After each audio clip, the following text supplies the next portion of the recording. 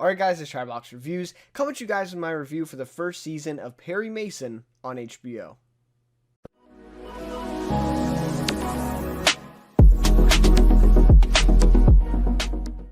Alright, so this is one of the shows from 2020 that I really wanted to catch up on that I actually missed when it came out last summer, I guess, right now, right? So I'm a little late to the party here, but I wanted to share my thoughts on this one. I just recently got done watching through the first season. And I know that it's probably going to be a bit of an Emmys contender this year as well. And just a lot of stuff going into this one. Obviously, Perry Mason, really interesting subject matter, especially for some fans of the original stories and the show and all that stuff, and kind of reinventing it here for this newer generation. And so that's been a really interesting kind of spin on this one. And I think that is what's going to at least somewhat propel it towards that award conversation, when we get into the fall here for the Emmys for TV. So always really interested in seeing, those things that do get nominated and kind of sharing my thoughts on them. So yeah, really wanted to check this one out and finally got around to it. There's a few other ones that I do want to check out. Lovecraft Country is another one that comes to mind from last summer that we'll probably be seeing at the Emmys as well. So in the next little bit, with less, new TV shows on, I do want to kind of look back and catch up on some of these ones that I missed from 2020, that we'll probably be seeing in this awards contention, which the nominations already are coming out in just a couple months for the Emmys. So not too long to go, and especially the period, I think, is only a month more, right, for any, TV shows that are in contention for that. So anyways, love to hear your guys' thoughts on this one. If you can even remember back to when you watched this last summer, or if you haven't seen it yet, what are your thoughts going into it without seeing it? Really like to hear your guys' thoughts on that either way. Love to discuss with you guys as always. And if you enjoyed this review, please have a like and consider subscribing to the channel as well. Would really appreciate that. So without any further ado, we'll get into a bit of a kind of non-spoiler review here, where I'll give kind of a recap of the season and then kind of share my overall thoughts, again, without spoilers, just kind of general things. So if you haven't seen the show, maybe this will pique your interest. Maybe you can see this and see, oh no, but never mind, I'm not going to watch that, whichever it is there. And then I will get into spoilers. So I'll talk about, the ending, some more of the details around the plot and the episodes and all that kind of stuff. And that'll be kind of the second half of this one. So, and of course I will give a spoiler warning when I get there. So if you haven't seen it yet, maybe come back once you have and we can talk about that. So then I'll end off with just, two things I loved, one thing I didn't like, and just kind of talking overall about some of my favorite moments, my favorite episode, those types of things at the end for sure. So anyways, with all that being said, let's get into this one for season 1 of Perry Mason on HBO. So this new HBO series was created by Roland Jones and Ron Fitzgerald, both from Friday Night Lights, which is a show that I've never actually seen, but I've heard a lot about. I know it was very impactful when it was on, that, and I think it was Lost around that time, were kind of those two big network shows, and some people even, put a Friday Night Lights in their kind of top TV shows of all time conversation as well. So I have not seen that though, which is kind of unfortunate for this case. But I definitely am gonna get around to that one somewhat soon, hopefully. So anyways, this one stars Matthew Rice, Juliet Rylance, Chris Chalk, Shea Wingham, Tatiana Maslany, I believe, Stephen Root, and John Lithgow. And there, of course, are some other ones in this cast. This is a very, very big ensemble cast. A lot of actors who have quite large parts as well. It's not just these kind of sprinkled in characters. There are a lot of actors who have some really great stuff to do, and I'll talk about that more in my spoiler discussion. But based on the Perry Mason character from the novels by Earl Stanley Gardner, first published in 1933, and then of course the TV series that followed it, I believe, was in the 50s, right, or late 1950s.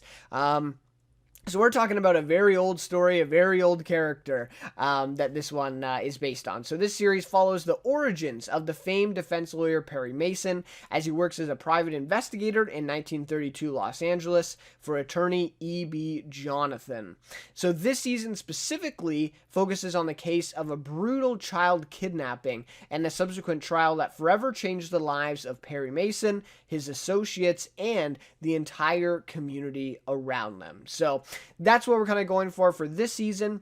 And again, I will admit I'm not that familiar. Of course, I'm a little bit, kind of distant from that, original story and the original series, and I have not seen it. So I'm not sure if some of these elements in this season were things drawn from some of those original stories. I really can't comment on that, but this is what at least these writers have explored with this season here on HBO. So in terms of my overall thoughts for this one, I will get to that now. So throughout the 8-episode run, this first season effectively captures the qualities of the nostalgic noir, detective, crime story, right? Those kind of genres that are often intertwined, and remains faithful to the original Perry Mason character and stories. Again, I'm not completely familiar with it, but from what I've read and just from what I have seen of the TV show and the kind of environment and the kind of story, the kind of approach that they have taken to it,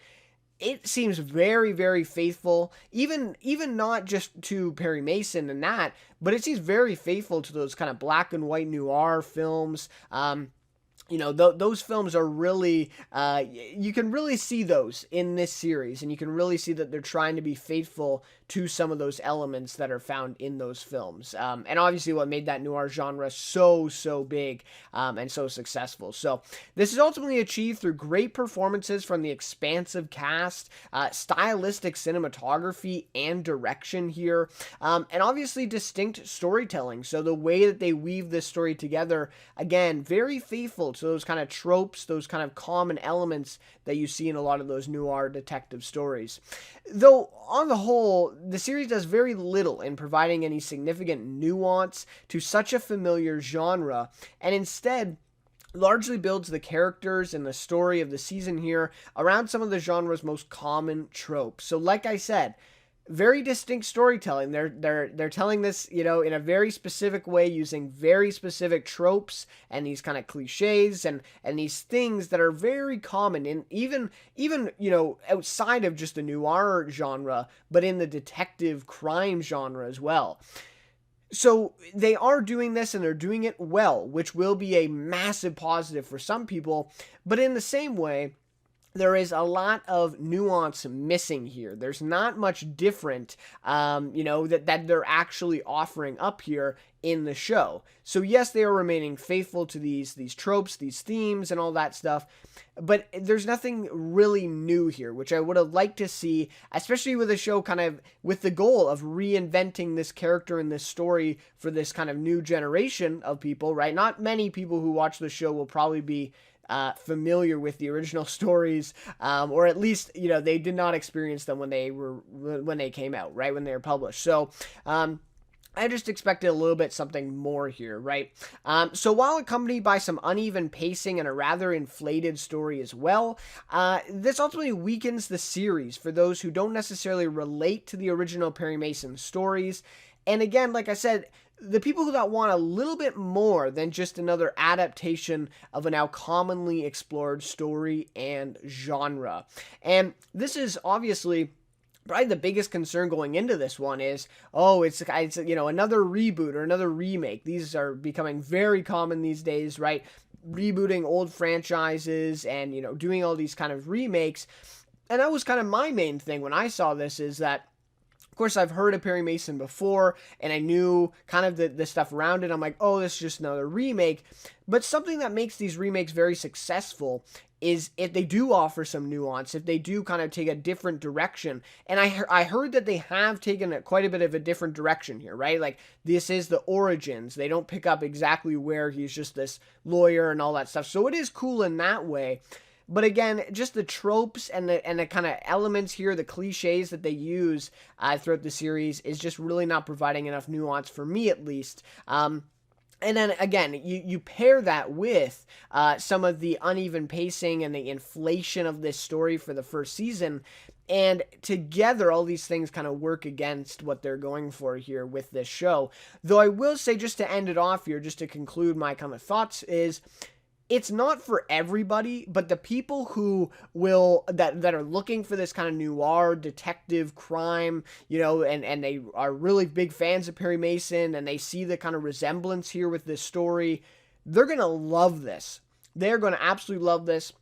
And I completely recognize that for some people, this is going to be a really cool, really cool series and a really cool experience, but I just don't think it's for everybody. And I'm not really a part of that group, unfortunately. And so for me, it didn't really have that same effect as it might on some people. So, I do recognize that some people, again, will love this and this is going to be really great, but I will say I think those same people would point out that yes, there are some issues still with this season beyond just the adaptation, the kind of remake side of things as well. So anyways, with all that being said, now we'll give a spoiler warning. So if you haven't seen the whole series, or I guess the whole first season so far, then maybe come back once you have, and I'd love to hear your guys' thoughts then as well. But anyways, with all that being said, now let's get into some spoilers.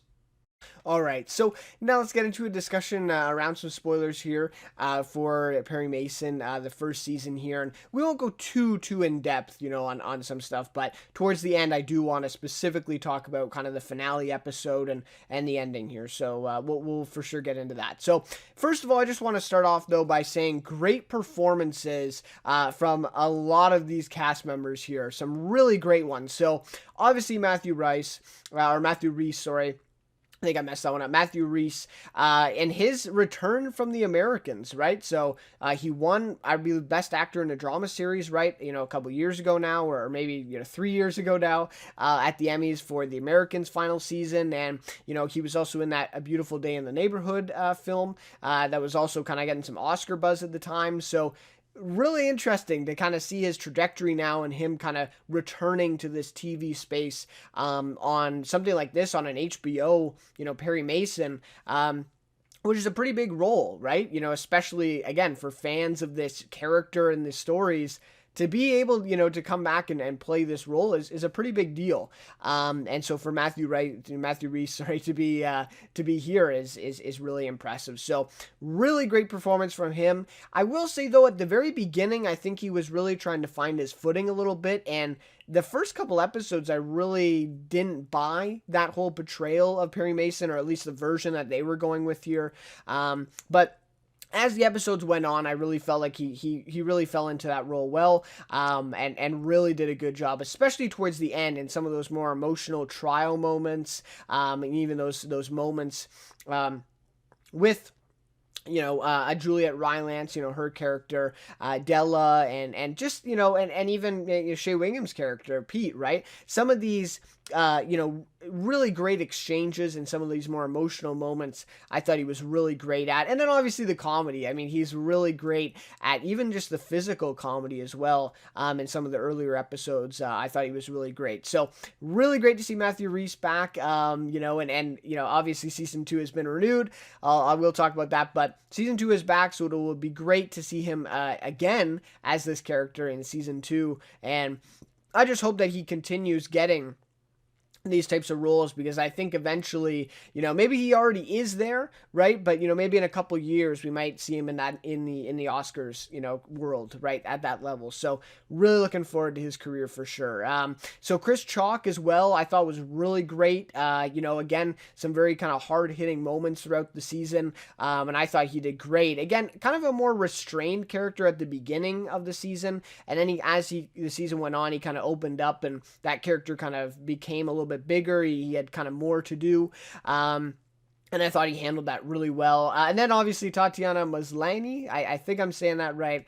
But she was great. I know she was in the show, I'm forgetting it now, the sci-fi one, right? But she was on that, and she's been nominated for a number of Emmys. Orphan Black, I think, is what it was called, right?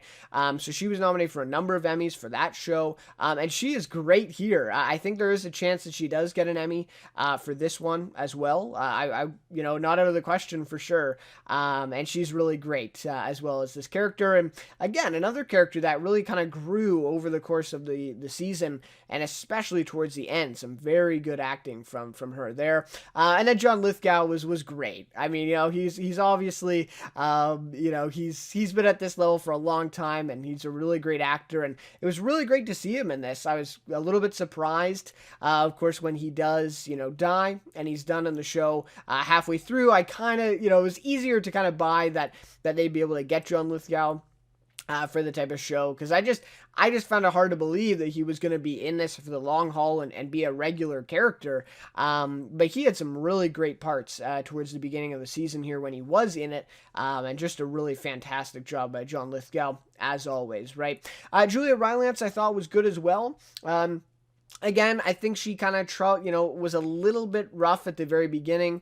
A lot of those scenes with Matthew Rhys come to mind, and even John Lithgow. But again, I think she really kind of found, that character and really got into her own there as the season went on. And Della always also got to be a really kind of likable character, a really well-written character towards the end of the show as well. So really great.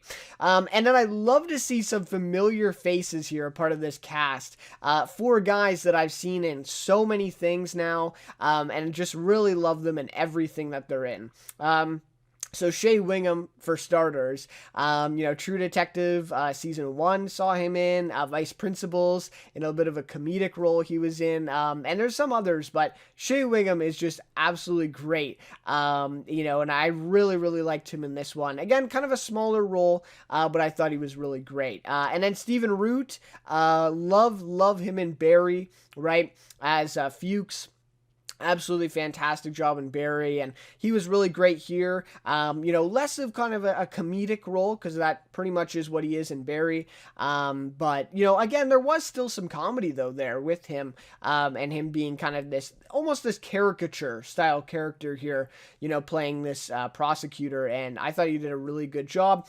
Eric Lang as well, I know him from, well, I guess he's in Narcos, right? But then he's, especially in Narcos Mexico, and then he's also in Escape of Dannemora, which I really was impressed by his acting there. I think he got completely snubbed for the Emmys for that role. Really great, and he is excellent here as one of the detectives or one of the police officers. Really great. And then Robert Patrick, of course, right? Well known, and I think he's great. Again, a bit of a smaller role, but great to see him as well. So 4 names, 4 faces that love to see in this, and they all did a really great job. So the first thing I do want to comment on in terms of the season and just the overall show is the cinematography and the direction.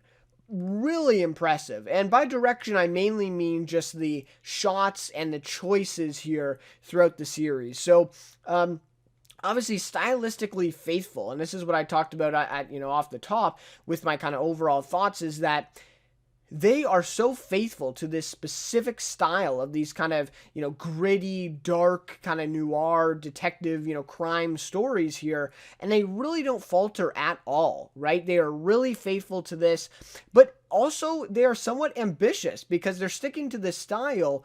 But there are some very intriguing shots here that added some really, unique takes to some of these common scenes. And by that, I mean, just some really ambitious ways to shoot this, and scenes like the courtroom, the trial scenes, and just a lot of scenes that you typically see in shows, right? It's a courtroom drama, you see a courtroom filmed a specific way, but I feel like in this one, some of these choices were actually really unique and really provided some really just visually stunning and really visually appealing shots here in the season. So obviously Tim Van Patten, I have to mention him here.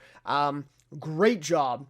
Obviously know him from The Sopranos, and he's done Boardwalk Empire. Really great stuff from Tim Van Patten, and he's been nominated for all sorts of Emmys, I believe, especially for The Sopranos. And he does so great here with this series. I mean, there's so many shots that I'm just, even in the first episode, I'm not sure if you call it a pilot, but the first episode, chapter 1, I think is really, really well shot. And just the choices that he makes.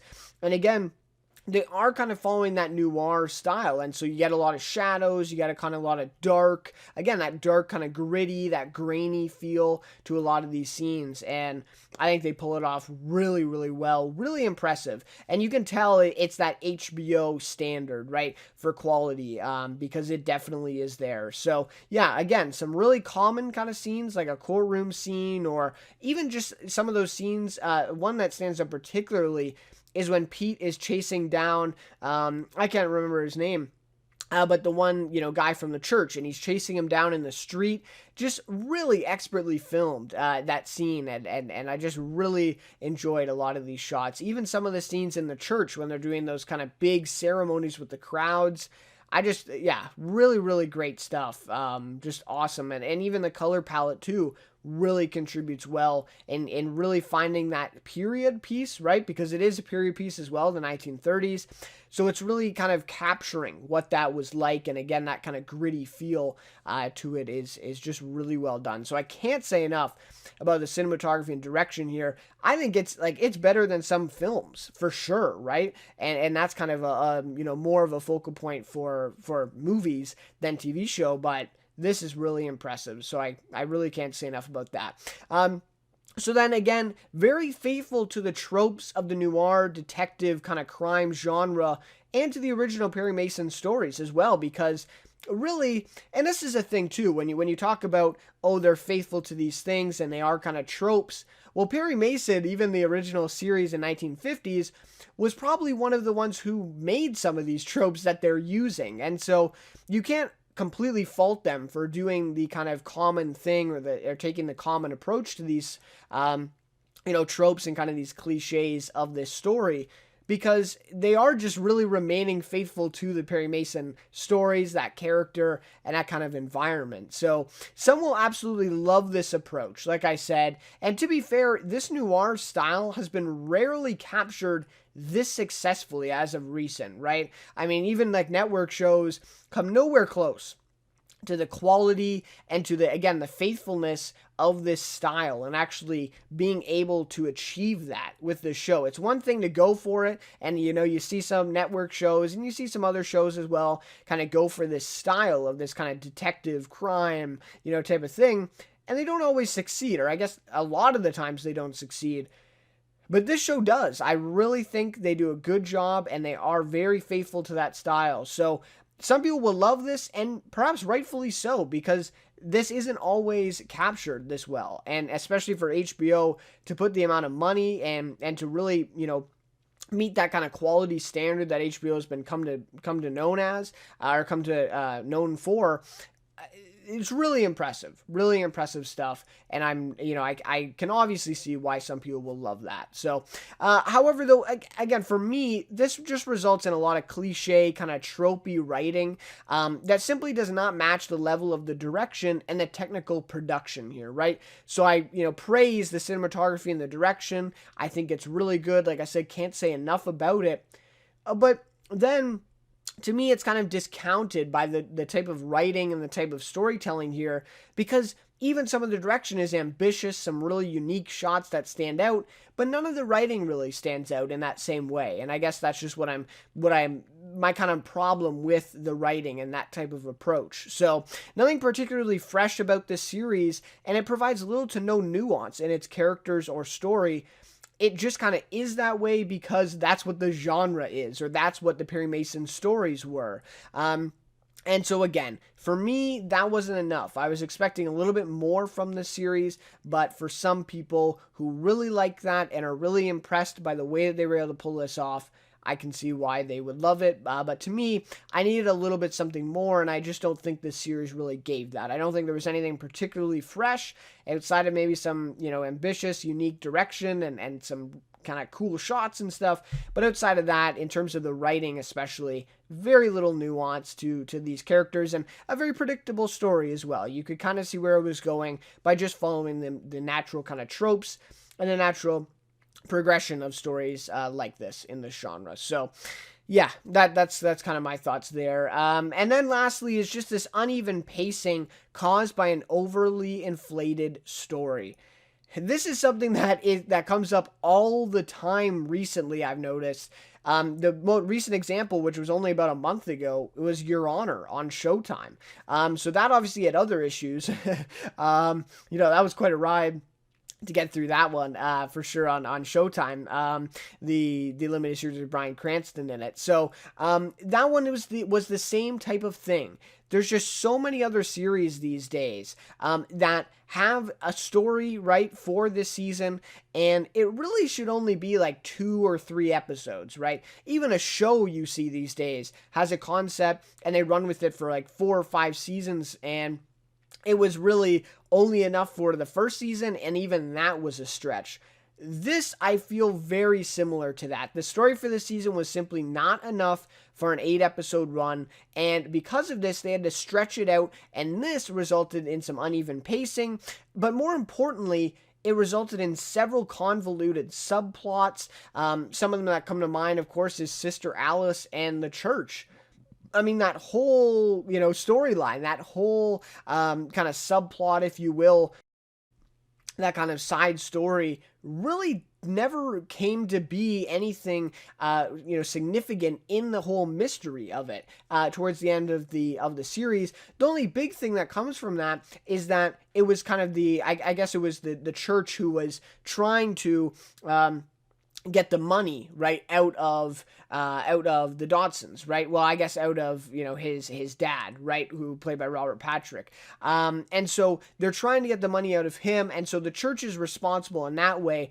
But that was such a kind of I guess it took a while to figure it out, but to see all of the stuff with Sister Alice and the whole drama around, resurrecting the baby and all this stuff never really came to play that big of a part in the actual complete mystery. Again, outside of the fact that, yes, the church was behind it, but that never really had much to do with Sister Alice in particular. And so to me, this was just an example of something where they had to throw a subplot in. And towards the end of the season, Sister Alice in these scenes are taking up significant portions of the episodes. And so for all this time being spent on this subplot and it doesn't really pay off, that's a little bit frustrating. And so again, because the story isn't big enough to take up a whole season or take up 8 episodes in this case, they have to kind of inject these other stories in here, and they don't always mesh together well. And again, that's just one example. There are some others for sure.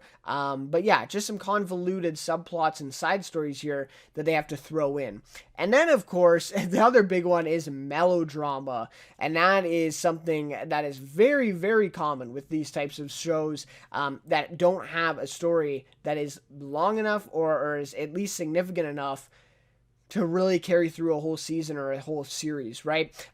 So the melodrama, some examples, Perry and his girlfriend, that was just very over dramatized, especially towards the end of the season, with her selling his place and that whole kind of drama between them, and that really affected Perry's life. But then again, it didn't play that much of a part in the grander scheme of things and the mystery of the season, which is the actual plot, right? That's the main plot of this, is the mystery of this kidnapping and solving that, right? And bringing justice to, those responsible, that type of thing, or at least getting Emily Dodson off of it, right? In terms of the trial.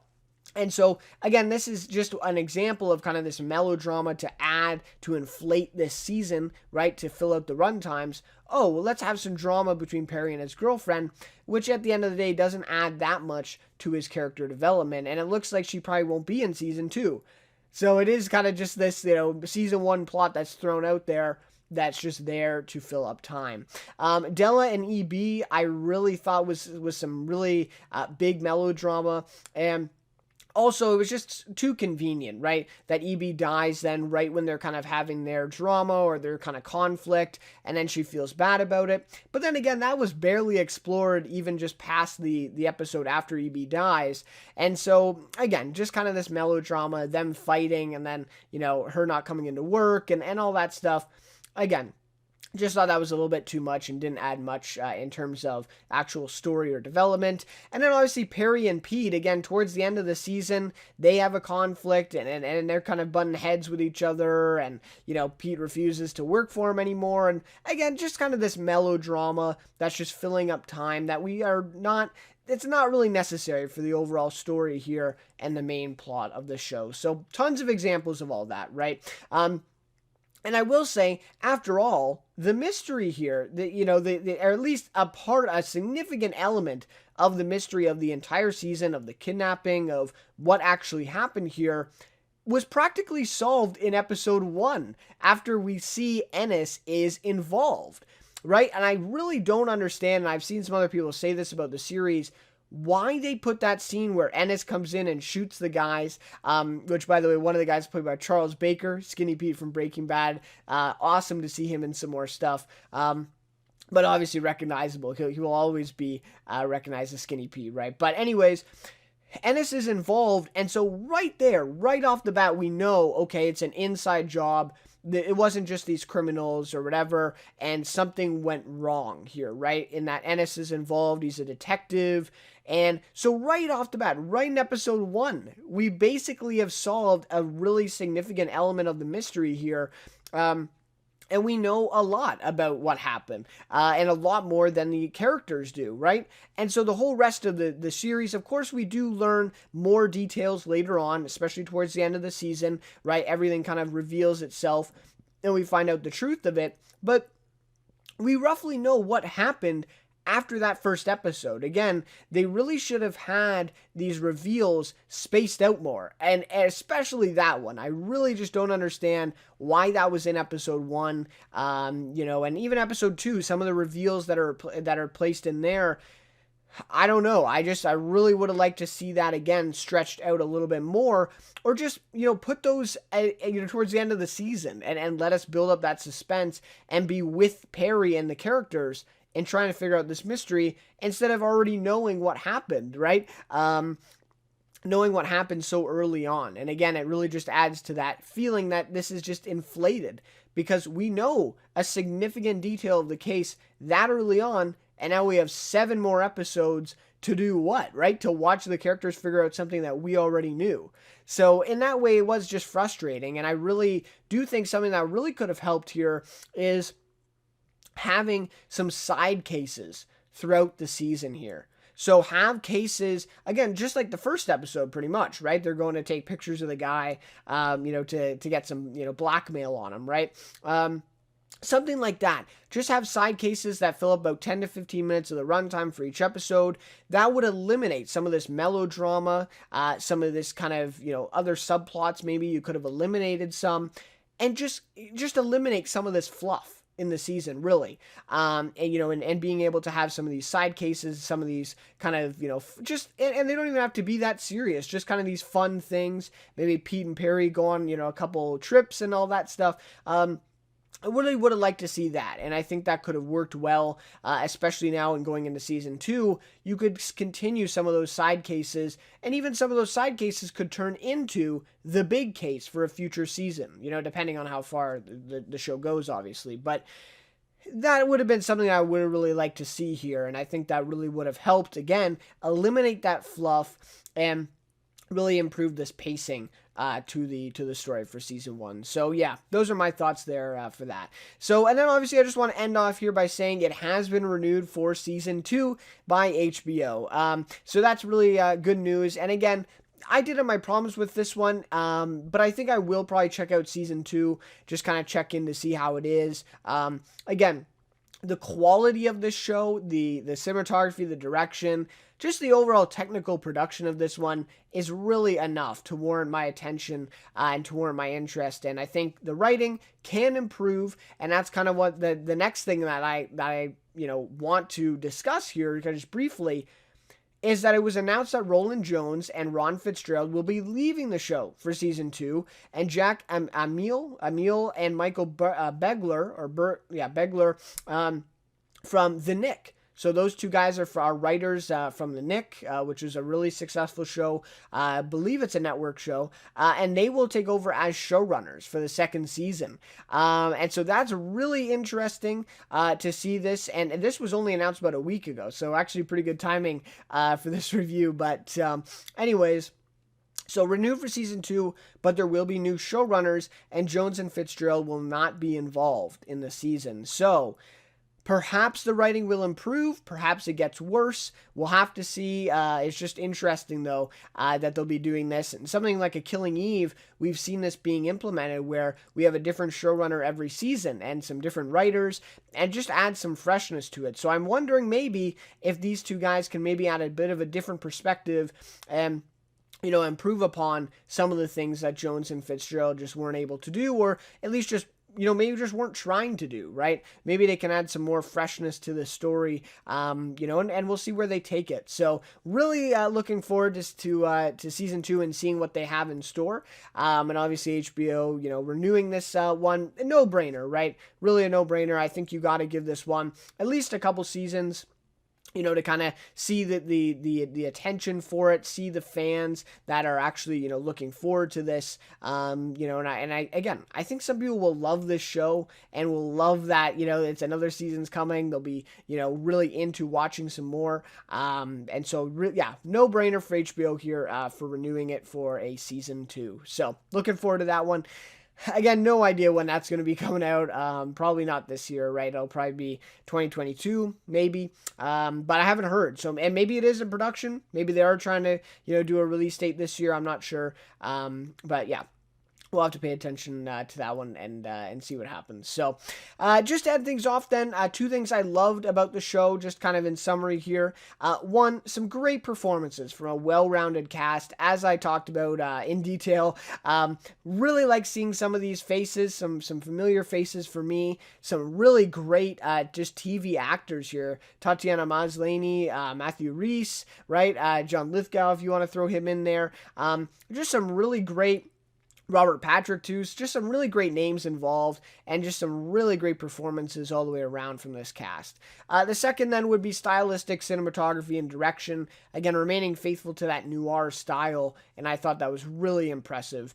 One thing I didn't like about it, pretty obvious, right? It's that melodrama, that tropey writing that is result of the overstretching of this story that really wasn't enough for a full season or for an 8-episode run in this case. Now, my favorite episode for the series, or for this first season, I will say, is episode 1. Chapter 1. So I thought this episode was the best. Obviously I didn't like the reveal at the end, but I thought, again, the direction was the most impressive in this first episode. The mystery was also there. The beginning sequence is really well done. Writing, directing, everything. Really well done, really well acted as well. So I was really impressed by that, and that really made it stand out for me. So Chapter 1, for me, episode 1, is my favorite episode for this season for Perry Mason. So anyways, with all that being said, that'll just about do it for my thoughts on Perry Mason Season 1.